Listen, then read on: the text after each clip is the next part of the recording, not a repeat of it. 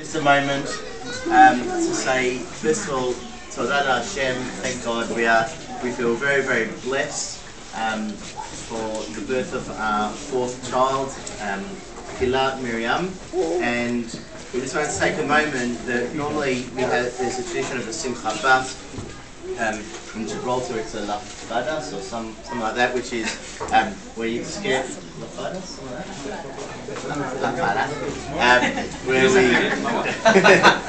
which is customary to shoo away the evil fairies, I think it is in Spanish, but evil spirits. But the principle is that even having named the baby, we wanted to have a simchat to celebrate. And so a couple of things. First of all, the whole idea of Hila Miriam, the name itself is meant to be something that comes with Ruach HaKodesh. It's something that parents often at times have challenges realising that Ruach HaKodesh and being able to identify it. In my case, that was particularly difficult. There was one night where Judy was in the hospital and I'd taken the kids home, and they were a bit hyper, so we decided not to bring them to the hospital, and we still couldn't work out a name. So via Skype we're chatting to Judy, and we said, right, it's all about Ruach HaKodesh, we're going to ask the kids what they wanted. I wanted something particularly traditional, and Judy wanted something a mix of traditional and modern. And at the same time, two of the kids came out with Hila, so we thought it must be right. The name Hila represents an aura, a glow, which is both spiritually enwrapping the person and us and our family and our, thank God, our new home and our friends and the family around us. The name Miriam, which is more well known, but interestingly, in looking up the name, there are a couple of basic reasons why I'd wanted the name. However, when you look at Miriam in the Torah, every time she's mentioned, there's always a story. It always seems a troubling story that's associated with her. Whether it's about the way she spoke about Moshe and the union of Torah, whether it was the way that her relationship with Aaron, and nevertheless, when you find the name, even the name itself, Miriam, it represents bitterness. And the idea of us being able to have a Simchat Bat today was dafka because we wanted it during Pesach. We wanted it while my parents, thank God, have been able to travel over and be with all the kids together. Didn't have to travel across 4 continents to see 5 of the kids. So we're very, very blessed, and thank you, Mum and Dad, for being here, and for Kovi and Sharon for coming, and Racheli and Joel for coming. It's very, very special to be able to celebrate in Simchat. The inyan of the name of Miriam is also associated with, and Zayda, who's having a And the whole idea of Miriam on Pesach is because she was named at the time when the Bnei Israel were at the depths, one of the lowest points in Jewish history. It was, the time was really, really bitter.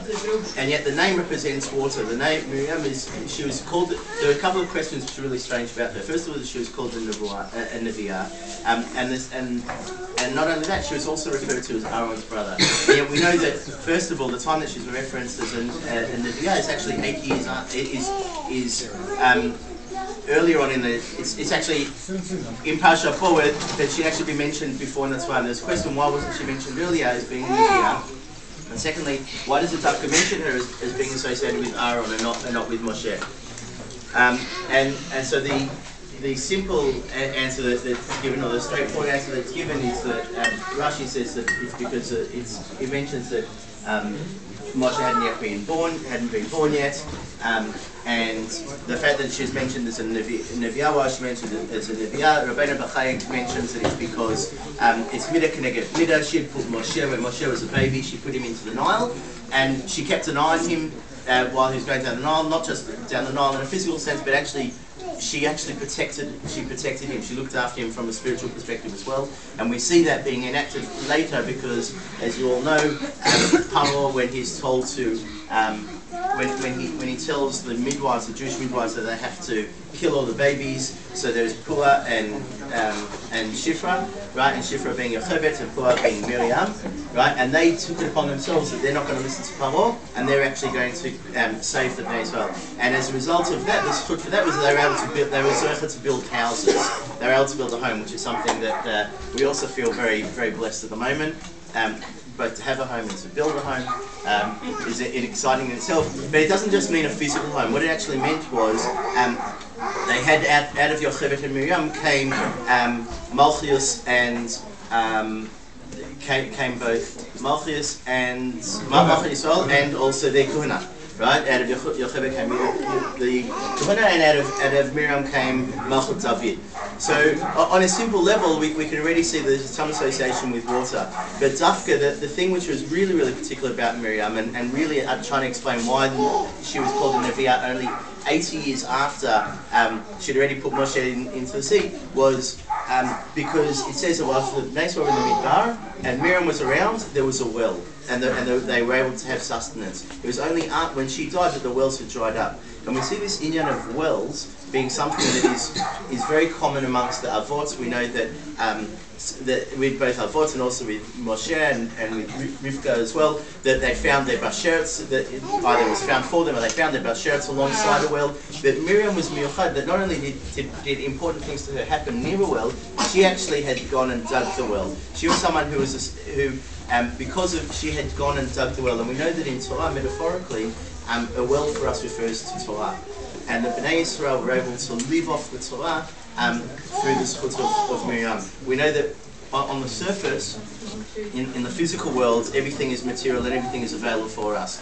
When you want water, and in fact in Bereshit, the whole world was covered with water, and then land was put on top of it. When you want to get to water, you really have to work at it. You have to dig a bit deeper, right? If someone tells you that they've learnt Torah and that it's just not for them, and they've tried, it just means they haven't really dug enough. They haven't worked hard enough. If you really want to get to the depths of Torah, you want to understand everything that is the Torah Shebal Peh, right? The not just the reading. Anyone can go and read the Torah and read it as if it's a story. But if you want to really understand what the Torah Shebal is, and you need a Torah Shebal Peh, you have to really dig at it. You have to build that well. And Miriam was someone who had gone and built that well. She was someone who was a spiritual representation for the Bnei Yisrael at the time.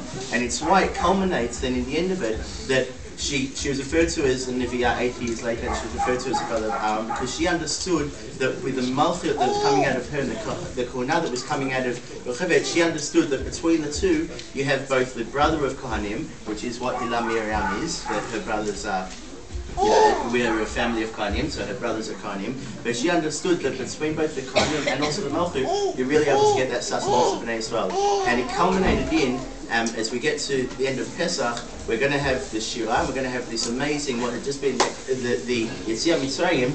What does it say? It says that the guys all sang, and the women sang, and they had their Miriam had a tambourine. And this doesn't make any sense.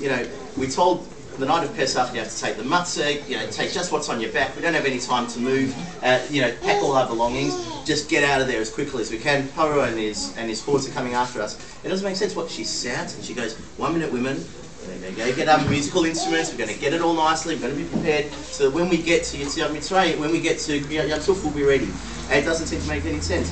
But actually, when you think about it, for Miriam, it makes total sense. The fact that her father, Amram, had decided to get divorced to avoid having to have children who were then going to have to be killed by Paro, and she forced Amram to go back and say, no dad, you must go and marry mum again, and you must have children, because I know my nevuah, the nevuah which I've been given is that the Bnei Yisrael will become an Am Gadol, that we'll become a great people, and that we will be zocha to have, through you will be zocha to have the leader of Bnei Yisrael. Because she understood that, it meant that it was only at Yom Tov that she finally was able to live that nevuah and understand that nevuah. So she brought the musical instruments, and she brought that true Hodelah Hashem, which is very much what we feel now, because Miriam had understood that really to get this Beit Neman Yisrael, that the Bnei Yisrael were able to achieve, having come out of Israel and then get that Torah, was something that worked really hard.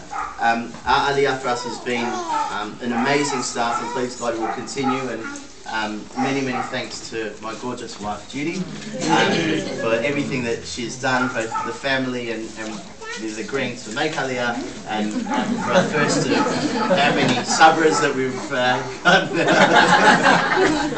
It's amazing to be able to share with family and friends. We just want to thank you all very much for coming, and please God we should all be zocheh to really enjoy digging a little bit deeper and having a home and families filled with Torah, and digging that little bit deeper to really find that mix of the Torah in this amazing country that we're zocheh to live in. Amen. Amen.